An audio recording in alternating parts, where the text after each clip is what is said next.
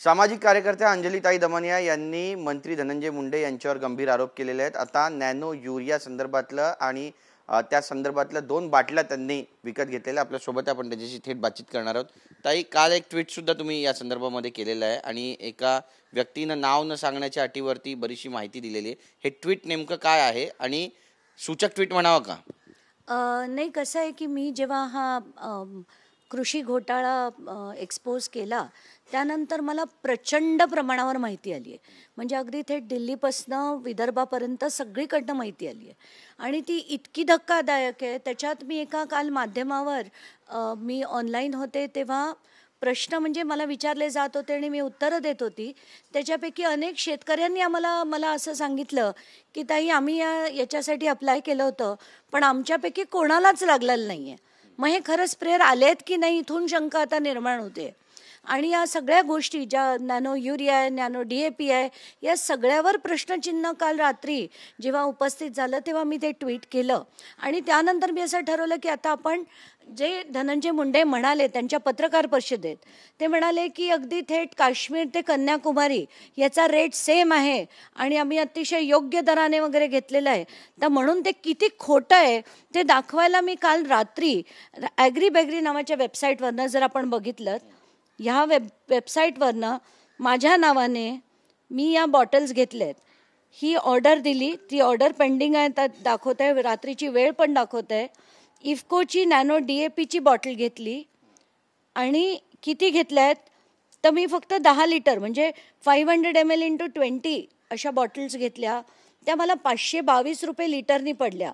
हे 5222 10 लिटरसाठी आहे, म्हणजे 522 रुपये मला 1 लिटरचे पडले.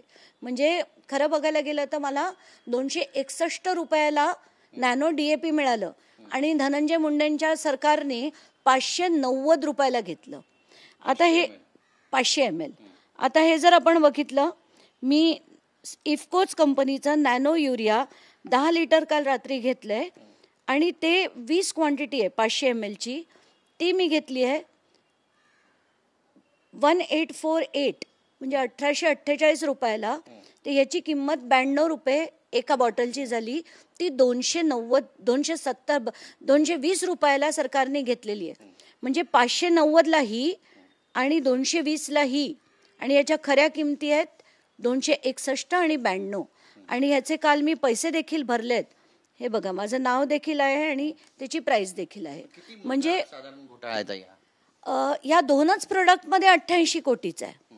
म्हणजे कारण ही 2 प्रोडक्ट्स त्यांनी, मी तर 10-10 लिटर घेतली आहेत, त्यांनी 19,68,000 नॅनो युरिया घेतलेत आणि 19,57,000 त्यांनी नॅनो DAP घेतलेत. तर हा जो मोठा घोटाळा म्हणजे ॲब्सल्यूट लूट आहे आणि कोणाची तर शेतकऱ्याची. आणि हे सो कॉल्ड कृषी मंत्री आणि शेतकऱ्यांचा किती त्यांना कळवळा येतो ते आपण दाखवताना काय बोलतात, हवेत बोलतात. आणि त्यांची जी पत्रकार परिषद होती ती इतकी खोटी होती. तर अनेक गोष्टींचा उलगडा आता होत राहील आणि ते किती खोटे आहेत ते आता जनतेपुढे येत राहील. काल एक घटना घडली, अशोक मोहिते नावाच्या तरुणाला मारहाण झाली आणि वाल्मिक कराडच्या बातम्या पाहिल्या म्हणून मारहाण करण्यात आली. जे आरोपी होते त्यांनी स्टेटस सुद्धा ठेवले. कसं पाहता याकडे? मला अतिशय धक्का बसला काल रात्री. मला जेव्हा कळलं तर खूपच धक्का बसला. म्हणून मी SP-कडनं याची माहिती घेतली तर त्यांनी कन्फर्म केलं आहे की संध्याकाळी 7 वाजता तिथे असा FIR देखील झालेला आहे आणि त्यांची टीम तेव्हा त्या गुन्हेगाराला पकडायला गेली होती. पण धक्कादायक बाब अशी की आताच्या घटनेला तो जो हे होता, आरोपी होता, तो रात्रीपर्यंत अटक झालेली नव्हती त्याला. पण ज्याला मार लागलाय तो हॉस्पिटलमध्ये असल्यामुळे आत्ताची घटनेला त्याच्याकडनं बाकी माहिती मिळाली नाही आहे, तसं SP-चं म्हणणं होतं. पण खूप धक्कादायक आहे की कृष्णा आंधळेचा फोटो स्टेटसमध्ये ठेवून की तुझा पण संतोष देशमुख करू, हे जे म्हटलं गेलं अतिशय धक्कादायक आहे आणि हे खूप स्ट्रॉंग स्टेप्स घेऊन आता थांबवायला हवं. कृष्णा आंधळेचे मित्र असल्याचं सुद्धा बोललं जात आहे. त्यांनी स्टेटस पण ठेवलेत. हा प्रकार नेमका किती गंभीर आहे आणि बीडमध्ये अजूनही कायदा सुव्यवस्थेचा प्रश्न निर्माण होतोय असं वाटतं? नाही, कृष्णा आंधळेचा वाढदिवस आहे म्हणून त्याच्या सगळ्या मित्रांनी त्याचा फोटो स्टेटसवर ठेवलेला आणि तिथे जी दहशत आहे आपण म्हणतोय ना ती हीच आहे की हे सगळे त्यांना हवं तसं लोकांना वागायला लावतात. आता कोणीच बातम्या पण बघू नये हे किती धक्कादायक म्हणायचं. आणि बातमी बघितली म्हणून डोक्यात जर असे कोयते घालायला लागले तर अक्षरशः हलून निघायला होतंय. एवढंच नाही तर मला आणि अशी माहिती मिळाली आहे की जेव्हा वाल्मिक कराडचा वाढदिवस होता तर तेव्हासुद्धा त्याचा फोटोसुद्धा स्टेटस म्हणून अनेक लोकांनी ठेवला. त्यांची माणसं आहेत, त्यांची गँग आहे, ती ते तर करणारच आहेत. विष्णू चाटे यांनी एका बड्या नेत्याला फोन केला होता आणि धनंजय मुंडेंना केला होता का असा प्रश्न उपस्थित करतायत जरांगे पाटील आणि कारवाईची मागणी करतायत. कसं पाहता याकडे? जे फोन रिकवर झाले होते त्या स्कॉर्पिओमधनं त्या 2 फोन्सला आता फॉरेन्सिककडे पाठवलं आहे. पण त्याच्या आधी जो डेटा रिकवर झाला आणि आपण माध्यमांनी ही बातमी लावून धरली होती की एका बड्या नेत्याला फोन गेला होता, बड्या नेत्याला फोन गेला होता. हा बडा नेता कोण आहे हे तेव्हा पण आपण विचारलं होतं. आणि आता जर जरांगे म्हणत असतील की हा बडा नेता धनंजय मुंडे आहे का, तर त्यांच्या फोनची पण चौकशी झाली पाहिजे. तर बिलकुल झाली पाहिजे. त्यांच्या फोनची ताबडतोब चौकशी करा की त्यांना विष्णू चाटेच्या नंबरवर फोन आला होता की नाही.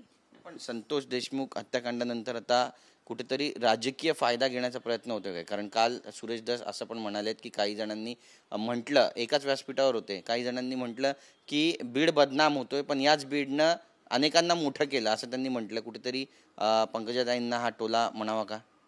नाही, त्यांच्या राजकारणात मला खरंच काही पडायची इच्छा नाही आहे. त्यांना जे एकमेकांबद्दल बोलायचं बोलू दे.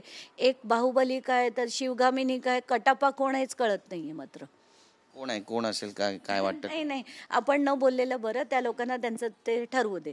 आणि पिक्चरचे डायलॉग्स काय, तुम्ही काय घटना घडली आहे आणि डायलॉग्स काय मारताय, मला ते सगळं पटत नाही आणि मी त्याच्यावर बोलणार नाही. नक्कीच. पण याचा शेवट काय होईल? कारण लोकांना पण जाणून घ्यायचं आहे की संतोष देशमुख यांच्यावर इतका भीषण हल्ला झाला, नेमका त्यांना न्याय मिळेल का, योग्य तो न्याय मिळेल?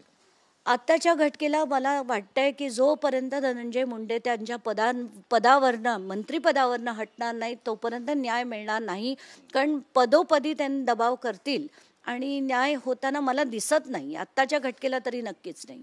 सरकार कुठल्याही मानसिकतेत दिसत नाहीये असं म्हणावं. मग राजीनामा घेण्याच्या मानसिकतेत दिसत नाहीये. ते म्हणतात की कुठेही सहभाग नाहीये आणि माझ्या राजीनाम्यापेक्षा संतोष देशमुख यांना न्याय मिळणं गरजेचं आहे.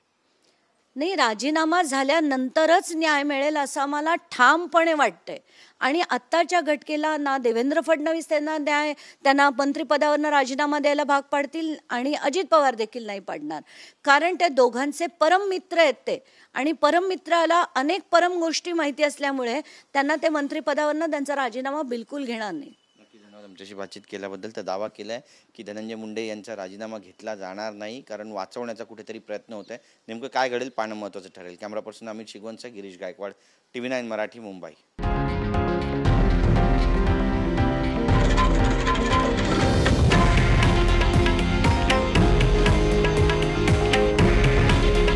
हे आहे देशातील नंबर 1 न्यूज नेटवर्क आणि आपण पाहत आहात TV9 मराठी.